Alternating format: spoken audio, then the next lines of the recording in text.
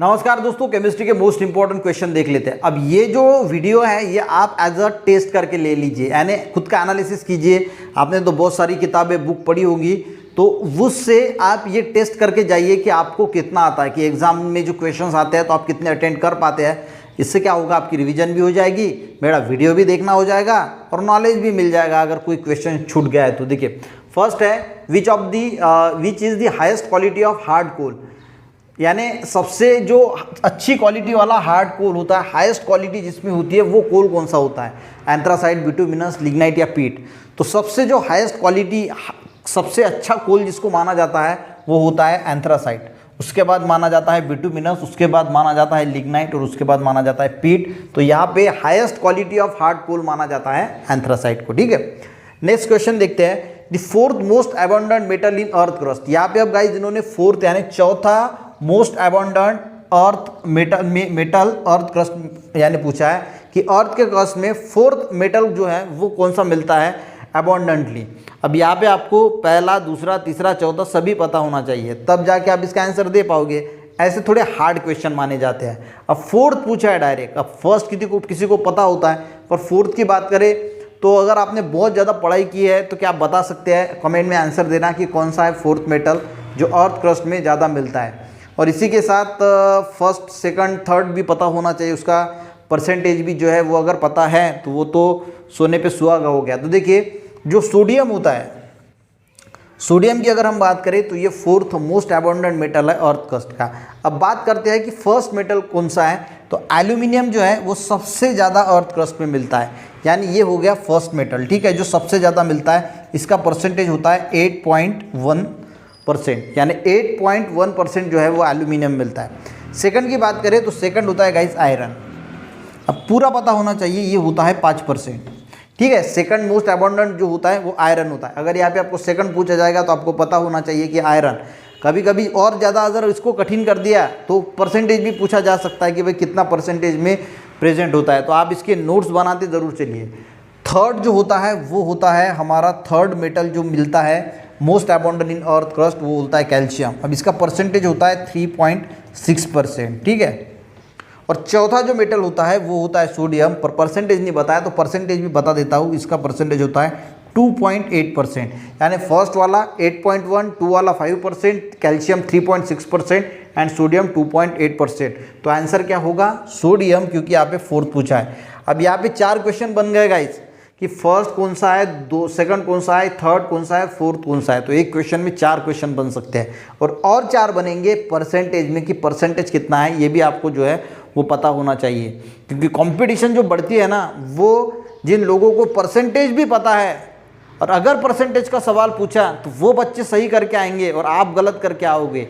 तो पढ़ाई का लेवल जो है वो इस तरह सुधारना चाहिए, इस तरह इंक्रीज करना चाहिए कि अगर किसी क्वेश्चन में घुसते हो तो उसकी पूरी डिटेल आपको पता होनी चाहिए, तब जाके आप जो है वो एक अच्छा रैंक जो है वो ला सकते हैं। ठीक है, नेक्स्ट क्वेश्चन देखते हैं। Which is known as a carbolic acid. अब कार्बोलिक एसिड, ऐसे इसको सिंपल सवाल बोलते हैं। अब कार्बोलिक एसिड किसको बोला जाता है, फिनॉल है, इथेनॉल है, एसिडिक एसिड है, ऑक्सैलिक एसिड है। तो फिनॉल को गाइस कार्बोलिक एसिड बोला जाता है, यानी एक बेंजीन रिंग होती है और उसके ऊपर जो है वो OH जो है अटैच होता है। ठीक है, तो इसको क्या बोला जाता है, फिनॉल या फिर कार्बोलिक एसिड। ठीक है, नेक्स्ट क्वेश्चन देखते हैं।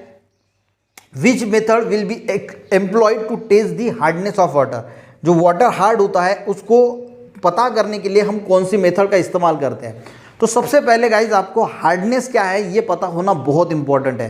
तो इसका मैंने स्पेशल वीडियो बनाया है कि हार्डनेस क्या होता है, इसके टाइप्स क्या है, टेम्पररी हार्डनेस, परमानेंट हार्डनेस, इसको हम कैसे निकालते हैं। शॉर्टकट में बता देता हूँ कि हार्डनेस क्या होता है। अगर हम वाटर के रिलेटेड हार्डनेस की बात करें तो soap consuming capacity of an water is known as hardness, यानी सोप जो है वो वाटर को कितना कंज्यूम कर रहा है उस हिसाब से उसका जो है वो हार्डनेस जो है वो पता चलता है। एक्चुअल में सोप जो बनती है वो सोडियम पाल्मिटेट से बनी होती है और वाटर हार्ड होता है तो उसमें कैल्शियम और मैग्नीशियम प्रेजेंट होता है।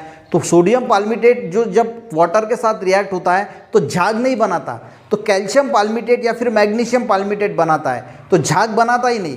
तो जब पूरा कैल्शियम और मैग्नीशियम इस सोडियम पाल्मिटेट्स के साथ रिएक्ट हो जाएगा उसके बाद झाग बनना शुरू होता है।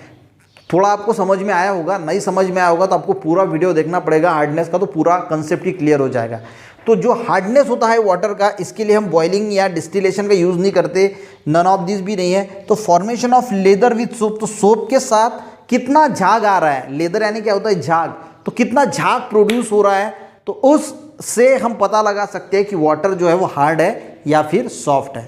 ठीक है, चलिए नेक्स्ट क्वेश्चन देखते हैं गाइस। टेस्ट करते जाइए, एनालिसिस करते जाइए खुद का। बर्निंग ऑफ पायराइड्स और गिव आउट्स। देखिए पायराइड्स और जब हम बर्न करते हैं तो क्या मिलता है, CO2 गैस है, सल्फर डाइऑक्साइड गैस है, NO2 गैस है, फिर नाइट्रिक ऑक्साइड गैस है। तो सबसे पहले अगर आपको पायराइड और जो है ये किसका और है, ये अगर आपको पता है तो आप आंसर बराबर देंगे। पायराइड जो है वो सल्फर का और है, किसका और है, सल्फर का। अब पायराइड सल्फर का और है, अगर हम पायराइड को बर्न करेंगे तो क्या होगा, फिर इसमें से सल्फर डाइऑक्साइड गैस निकलेगी और इसी वजह से एसिड रेन वगैरह होते हैं ना, ऊपर सल्फर डाइऑक्साइड जाता है, वाटर के साथ कंबाइन होता है और एसिड रेन जो है वो होता है, और इसी की वजह से ये भी एक मेन रीज़न एसिड रेन के लिए। तो समझ में आ गया कि पायराइड्स और में सल्फर होता है और इसी वजह से जब भी हम पायराइड्स को बर्न करते हैं तो इसमें से सल्फर डाइऑक्साइड जो है वो गैस निकलती है। ठीक है, नेक्स्ट क्वेश्चन है, which of the following element used in the manufacture of fertiliser. अब यार ये तो इतना आसान है कि ये अगर आपने पढ़ाई भी नहीं की कभी तब भी आपको आएगा कि फर्टिलाइजर्स में क्या होता है। फर्टिलाइजर्स में होता है NPK। NPK यानी नाइट्रोजन, फॉस्फोरस और पोटेशियम। ये मेन कंटेंट होते हैं फर्टिलाइजर्स के, नाइट्रोजन, पोटेशियम और फॉस्फोरस और पोटेशियम। तो यहाँ पे क्या दिया है, फ्लोरीन, नाइट्रोजन, लीड, एल्यूमिनियम। तो मैंने फर्टिलाइजर्स के मैन्युफैक्चर के लिए क्या यूज़ किया जाता होगा, नाइट्रोजन। सिंपल है। अगर ये भी सवाल आपको नहीं आ रहा है तो फिर तो आप पढ़ाई छोड़ दो और दूसरा कुछ काम धंधा देख लो भाई। नेक्स्ट क्वेश्चन है, in addition to hydrogen the other abundant element present on the sun और सरफेस। देखिए हाइड्रोजन तो सन के सरफेस पे प्रेजेंट होता है, हम सबको पता है। क्वेश्चन क्या है, in addition to hydrogen, hydrogen के साथ में दूसरा कौन सा जो एलिमेंट है वो अबंडेंट जो है वो और सन के सरफेस में प्रेजेंट होता है। अब आपको पता है कि सन के सरफेस में न्यूक्लियर फ्यूजन होता है, यानी हाइड्रोजन जो है वो फ्यूज होता है और हीलियम का निर्माण करता है। तो इसी वजह से हाइड्रोजन भी होगा और हीलियम बन रहा है तो हीलियम भी होगा। तो सही आंसर क्या होगा, इसमें से हीलियम जो है वो नेक्स्ट हाइड्रोजन के बाद प्रेजेंट होगा अबंडेंट अमाउंट में। ठीक है, अब नेक्स्ट क्वेश्चन देखते हैं, which metal is heaviest in the periodic table among the following. Osmium है, प्लैटिनम है, लीड है या फिर टंगस्टन है। टंगस्टन को हम W से रिप्रेजेंट करते हैं। W से इसलिए रिप्रेजेंट करते हैं कि इसको वुल्फ्राम भी बोला जाता है। टंगस्टन का दूसरा नाम वुल्फ्राम भी है और यहाँ से ये W जो है वो लिया है। अब हेवीएस्ट मेटल पूछा है, हेवीएस्ट। ठीक है, सबसे हेवीएस्ट मेटल कौन सा है, तो आपको पता होना चाहिए कि सबसे हेवीएस्ट मेटल जो है वो है ऑस्मियम। ठीक है, इसका एटॉमिक नंबर कितना है, इसका एटॉमिक नंबर है 76। और यही अगर क्वेश्चन आपको घूम फिरा के पूछते, देखिए क्वेश्चन में कंफ्यूज कैसे होते। अब यहाँ पे पूछा which metal is heaviest in the periodic table among the following, आपको पता हो गया ऑस्मियम।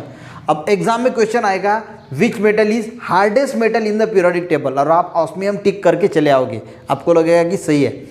हेवीएस्ट यानी बहुत हेवी, और हार्डेस्ट का मीनिंग क्या होता है, हार्डेस्ट यानी बहुत कड़क, इसमें बहुत डिफरेंस है। तो हेवीएस्ट जो मेटल है पीरियोडिक टेबल में वो ऑस्मियम है, पर अगर हम हार्डेस्ट मेटल की बात करें तो वो टंगस्टन है, जिसका एटॉमिक नंबर है 74, जिसको वुल्फ्राम भी बोला जाता है। कभी कभी आपको टंगस्टन की जगह पे वुल्फ्राम भी ऑप्शन में दिया जाएगा जब हार्डेस्ट एलिमेंट मेटल पूछा जाएगा पीरियोडिक टेबल में कौन सा हार्डेस्ट मेटल है। तो ये चीज़ें जो है वो आपको जो है वो कंफ्यूज कर सकती है, तो यहाँ पे ट्विस्ट आता है। तो ऐसी चीज़ें जो है वो नोट डाउन करके रखना कि हेवीएस्ट पूछा जाए तो ऑस्मियम और हार्डेस्ट पूछा जाए तो टंगस्टन। तो गाइस 8 ही क्वेश्चन लिए हैं और इसमें बहुत सारे क्वेश्चन जो है वो इंक्लूड भी होते हैं।